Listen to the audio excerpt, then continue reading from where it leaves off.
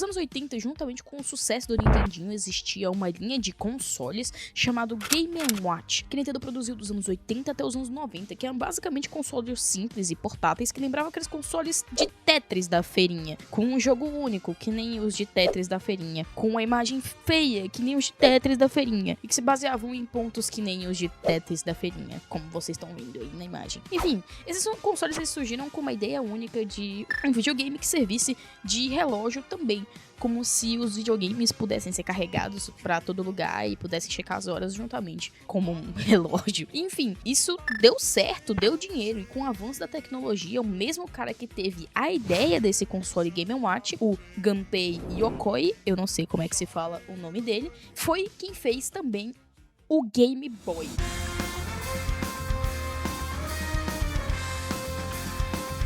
Que é esse trambolho que a maioria que curte games conhece, respeita, mas nunca jogou. Porque além da tela ser muito inferior, os jogos serem muito datados, ele é um console preso em 89, no sentido de que se tornou uma peça de colecionador. Mas o objetivo de hoje não é pra falar sobre a história dos jogos portáteis e como eles existem, e sim entender o porquê eu, por exemplo, precisei de um. O que tem num console portátil que eu fui buscar.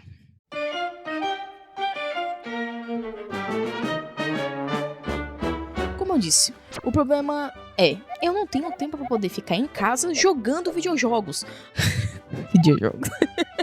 Ou tenho um pouco dinheiro pra gastar com videogames. Dando meu exemplo, eu passo em média 3 horas do meu dia comum sentado em um ônibus a caminho pra minha faculdade, que fica 10 quilômetros, 13 quilômetros da minha casa.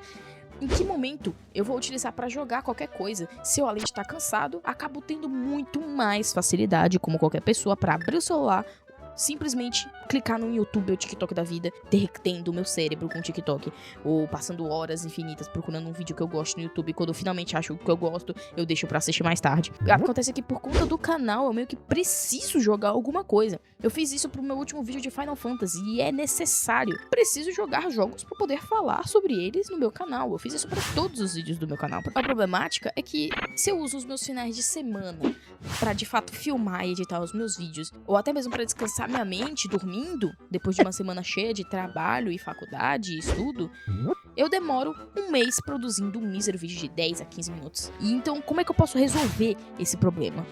Como eu posso utilizar as horas que eu tô, por exemplo, sentado num ônibus, fazendo nada, pra poder jogar algo com praticidade, em qualquer lugar, rapidinho, nas minhas poucas horas livres, longe do meu computador?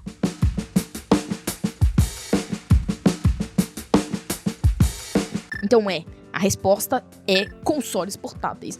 E todos eles têm uma coisa boa neles. Todos eles fizeram seu sucesso pela sua praticidade e principalmente pelo seu acesso aos jogos, mesmo em momentos difíceis. Mesmo depois de um dia cansativo, você pode se lembrar que jogar videogame é só jogar videogame. É uma descoberta, uma janela para fora da realidade que quem gosta de jogar precisa para acalmar a mente, se distrair de um mundo pesado e só lembrar que você pode ser uma criança de novo por alguns minutos ou pouquinhas horas.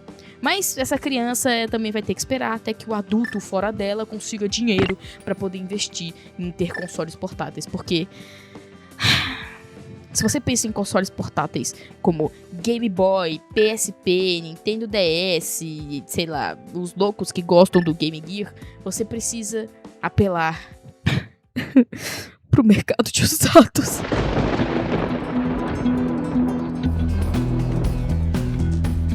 Cara, eu vou falar aqui, é um saco você ter que ir atrás de um PSP, um Game Boy Color, um Advance e essas coisas. Porque, primeiro, você precisa gostar de coisas meio retrô. Porque a maioria desses consoles portáteis que foram um ápice de seu tempo são consoles portáteis de antes dos anos 2000. A única exceção é o Nintendo 3DS, que antigamente era um console que você podia ir atrás de comprar e, sei lá, tá feliz ali com um console portátil, porque ele foi um dos últimos em produção, que realmente o foco era ser portátil. Eu não tô contando do Switch aqui, porque o Switch portátil é o Switch Lite, e por mais que ele seja uma boa compra, ele é R$1.500, e pô, tá aí, um console portátil pra você, só que ele é R$1.500. Se você quiser jogar coisas atuais, super atuais, boa sorte, mas tem gente que se contenta com jogos retrô, mas cai no que eu vou falar agora.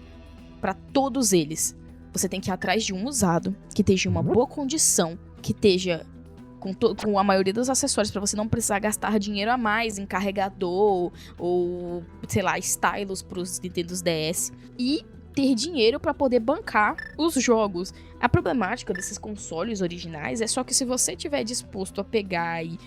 eu quero um console portátil para usar no dia a dia, mas eu quero que ele fique ali na coleção e agregue valor. Eu não tô falando pra vocês, essas pessoas. Eu tô falando pra pessoas que querem jogar videogames no dia a dia, normalmente. Mas como é que eu vou comprar um console portátil que estão presos no passado? Tem que achar cartucho pra comprar. Eles são antigos, com baterias e conexões esquisitas, que você tem que comprar mais e você tem que ter o trabalho de efetuar o desbloqueio. Se você estiver disposto a passar por todas essas coisas, boa sorte. Mas existe uma outra solução que eu acabei indo atrás, chamado portáteis chineses. Basicamente, os consoles portáteis chineses são consoles portáteis que vieram da China, que são desenvolvidos para emularem esses consoles até o PS1 mais ou menos de potência. Porque você pode ter... A dinâmica é que quanto mais dinheiro você tem, maior vai ser a biblioteca de jogos e, consequentemente, a potência do seu console. E a maioria, os mais baratinhos fazem de tudo, até Game Boy Advance ou Nintendo PS1. Até mesmo os mais baratos. A conexão deles é sempre universal, sempre com USB-C, alguns mini HDMI. Os um pouquinho mais caros tem com Wi-Fi, etc. As telas deles, dos próprios consoles chineses hoje em dia, são telas 1000 vezes melhores do que todos esses portáteis vão ter. Porque pra você ter uma tela boa no Nintendo Game Boy Advance, por exemplo, você tem que fazer todo um mod, mandar pra uma assistência, pra assistência deixar tudo melhorzinho, mais bonitinho. E algumas pessoas, elas simplesmente não têm dinheiro pra fazer isso. E não é problema se você quiser um console portátil chinês. Você pode ter compatibilidade com vários sistemas. R$250 pra essas coisas são baratas.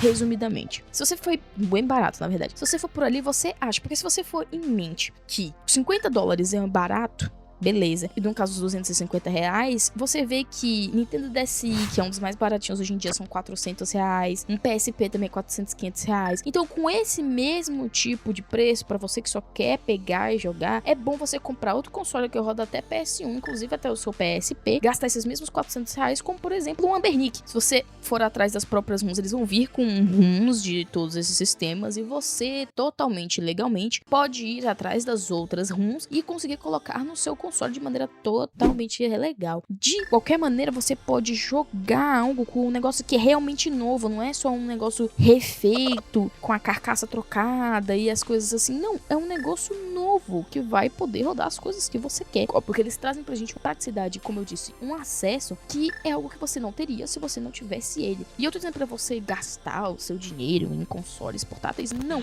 Eu tô dizendo pra você que gosta desse hobby, investir um pouquinho de dinheiro nele, porque foi algo que me acompanhou na minha realidade, que agora simplesmente não me permite mais horas de jogatinas intermináveis.